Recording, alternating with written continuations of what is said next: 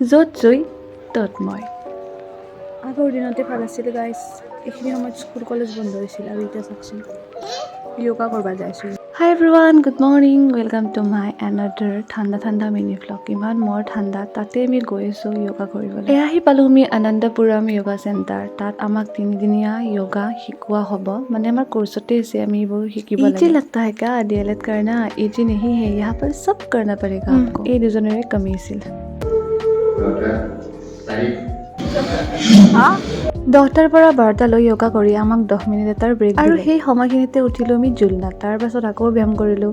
Then 1:30মান বজাত আমাৰ yoga class ছুটি হ'ল। তাৰ পাছত চাহ চিঙৰা খাই আকৌ নেক্সট দিনা এয়া আহি পালোঁ। এনেদৰে হাঁহি ধেমালি য়োগাৰ মাজেৰে আমাৰ 3 দিনীয়া কাৰ্যসূচীৰ অন্ত পৰিলে। তাৰ পাছতে ফটো কেইকপিমান উঠি আমি গুৰুজীৰ ঘৰো চাব গ'লোঁ। আৰু সিদিনা আছিলে আমাৰ ধীৰাশ্ৰী মইনাৰ জন্মদিন, গতিকে তাইক উপহাৰ হিচাপে এটি নাহৰ দিলোঁ। বাৰু আজিলৈ আহিছোঁ, বাই বাই।